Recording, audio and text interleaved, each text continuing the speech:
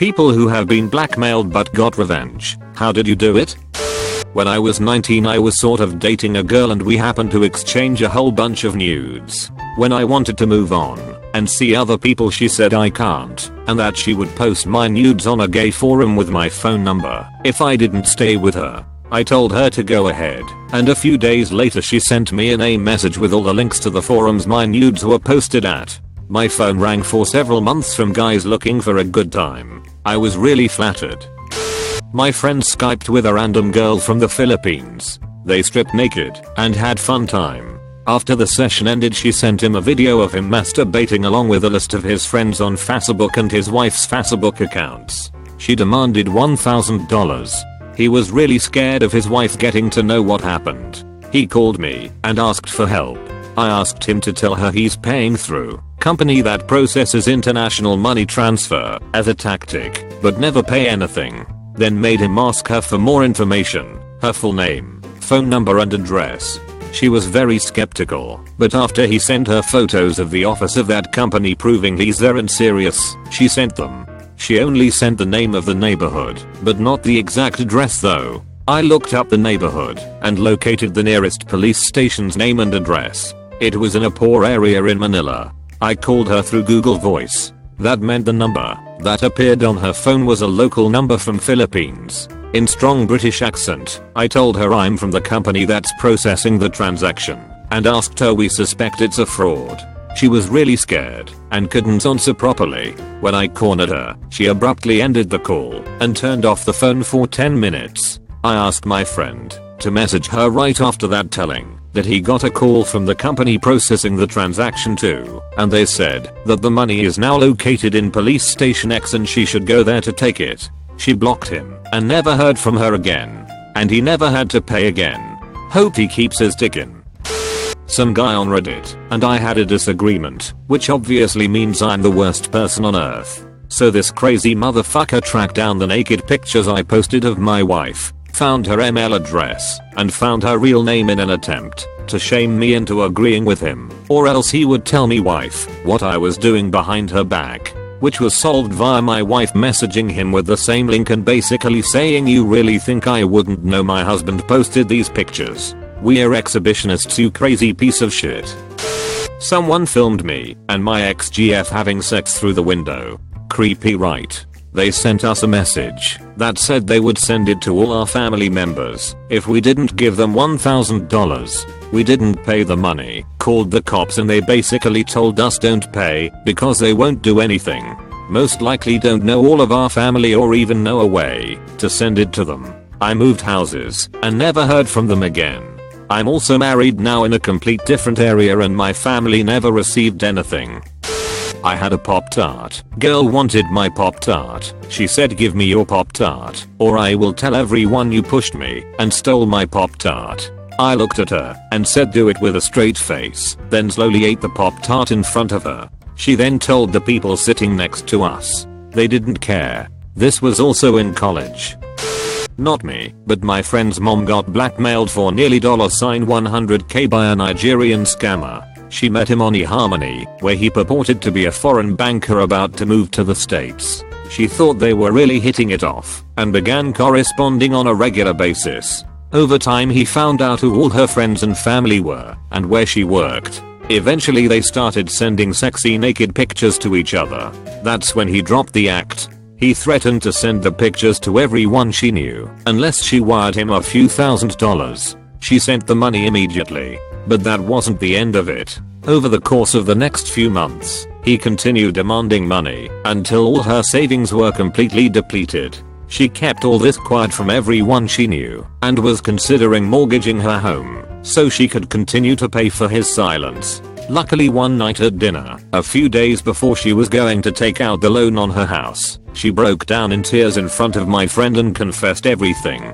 My friend immediately called me asking for legal advice. I'm an attorney. I told him that, while I had no legal expertise in this area, I would do my best to dissuade the guy from releasing the pics. I then sent the guy a very official sounding cease and desist email. In it I identified myself as her attorney and explained that, while we have not ruled out legal action yet, if he released the photos we would not hesitate to hire a local detective to use the wire transfer information to hunt him down.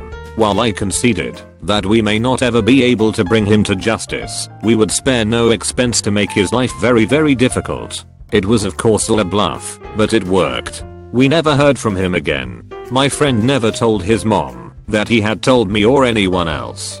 To spare her further embarrassment, he claimed he had a man-to-man conversation with the guy and that he had agreed to leave her alone. It's security related story here, not the type of story you would see on this thread. Some random 15-year-old found the backend IP address for my website via some software exploit and decided to DOS my website with a botnet for ransom. I was contacted via email with the demands being 0.5 BTC if I wanted to keep my site up. I decided not to pay such ransom and try to figure out who the perpetrator was. Hint, it wasn't very hard to figure out. The kid accidentally sent the email with his personal Gmail account and his full name as the email address plus a picture of his face as his profile picture. He also had a public Instagram account with his full name advertising his botnet services. Finally, his parents were also listed in his Facebook profile that he had. After I told his parents what he did, the attack on my website magically stopped plus all of his social media accounts were deleted, and I never heard from him again. Quite stupid if you ask me. Sort of a mild case of blackmail for me. I was absolutely terrified of the dentist when I was little. Like, full on shakes, hysterical, ridiculous, crying, terrified. Anyway, one day I had broken my tooth on a piece of licorice. It was a molar, so it wasn't visible. I cried to my older sister that I didn't want to tell mom because I'd have to go to the dentist. She took this as an opportunity to make me do everything she asked or she'd rat me out and I'd have to go to the dentist. For the next year I had to do her chores, her homework, she would beat the shit out of me and threaten to tell about my broken tooth. I was fucking petrified. The pain finally got so bad that I had to get help. Went it and got it fixed. Fear of dentist is gone. I will never forget nor forgive her for that shit. When my mom found out she had been blackmailing me, she did nothing. Still chapped about it. Not sure if this counts, but an old friend of mine got blackmailed, but he kinda deserved it. He became obsessed with this girl and dated her for like a week before she broke up with him. He still persistently texted her and asked for nudes. It was straight up creepy the way he was talking to her. She continuously said no and made it clear she wasn't changing her mind.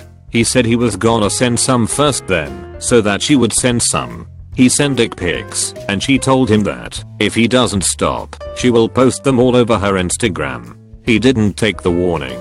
She posted the pictures. I was scrolling through my Insta and sure enough, there's my friend Dick with name and face. People called him Cheeto Puff for the longest time. Ex-wife stole my credit card and booked a wedding. When I found out, I demanded my money back. She refused and then ran to the police and put in a report that I beat her and my daughter up. I was scared shitless and ended up marrying her in order for the charges to get dropped. I'm now happily divorced. I just miss seeing my daughter like I used to. Not me, but a female friend of mine was dating a guy who always seemed to be low on money. He blamed it on high payments for a truck he had, which seemed odd as the truck was in no way new nor worth that much. Well, apparently the payments were to his ex, who had found evidence, video or pictures, can't remember such, that he had been sexually abusing a young relative. Rather than turn him in, bitch blackmailed him for money. Eventually he was found out anyhow, and when he got arrested / charged, the whole blackmail thing came out. My friend was pretty messed up after finding out she'd been dating a child molester, but honestly I'd met the guy too, and it's not like there were any signs of it. Unfortunately I don't think the ex was charged, but she should have been as a conspirator. Well, I guess I was the blackmailer in this case, but hear me out. This happened over 12 years ago. I was in high school and 15 years old when I had my cell phone confiscated by one of the school administrators. I was walking into the school when it rang, and he demanded that I hand it over. He told me that he'd have it in his office until one of my parents came by to get it. My mom came to the school to pick up the phone and it had been misplaced. The school isn't liable because student cell phones were not allowed on school property. About a month later I was in a pawn shop with an older friend and I see my cell phone in one of glass cases. I knew it was mine because of the Mega Man sticker on the faceplate. The pawn shop clerk wouldn't budge when I told him that the cell phone was mine. He told me I would have to file a police report and prove that the phone was mine. Instead of doing that, I decided to go to the office of the school administrator and ask him why the phone he'd confiscated from me ended up in a pawn shop. He got all flustered, and I put 2 and 2 together. He had been stealing students' cell phones and selling them to pawn shops for extra cash. I called him out, and for the next 3 years I blackmailed him for vending machine money whenever I saw him. In school, about 14, I broke up with my girlfriend and she threatened to show everyone the dick pics I had sent her. I told her that's fine with me and nobody really gave a fuck. Got a few giggles off the girls, no big deal. Then I showed everyone the sex messages she sent me because she felt totally embarrassed by it and let it get to her. She ended up way worse off than me. Was good. Back in high school, I was flirting with this girl. Didn't know she was dating a notorious thug from the neighborhood with a criminal record. She told him that I was hitting on her and making her feel uncomfortable and she would get him and his boys to kick my ass unless I gave her $20. I was just like, okay, $20? Sure. They wanted $15,000 or they wouldn't allow their daughter to sign the divorce papers, and also something about slandering/libel as much as they could my name. Thing is, this is 2 years after his daughter left me on Christmas to go home and cheat on me and never come back, while also becoming addicted to heroin. I tried going through normal amicable filing without a lawyer, which she just ignored.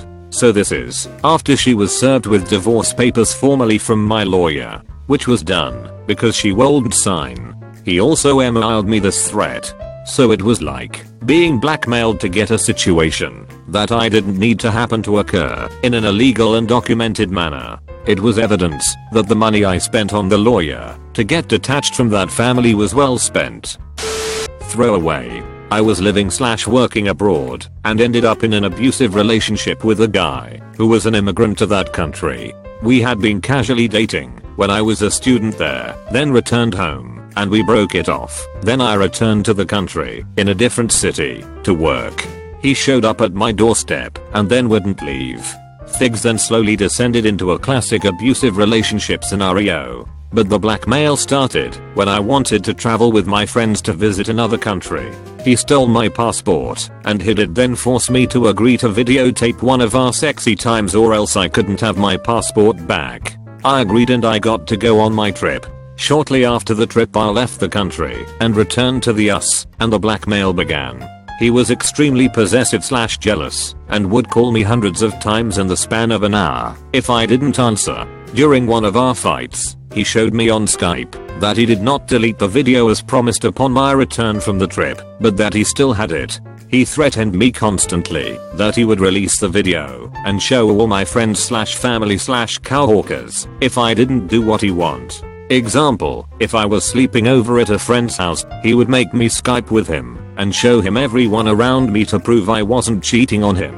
If I was at a bar, he'd want me to be on the phone with him, and he would need to audibly hear that I said to everyone that he said hello, so they would be aware I was his property. If I did not do this, I'd get threats. After a long time of this, and developing severe anxiety, I found the courage to change my phone number. The threats continued for a while, still Facebook friends, but then I finally got courage to cut off all ties about a year and a half ago. He no longer holds the power over me in my life.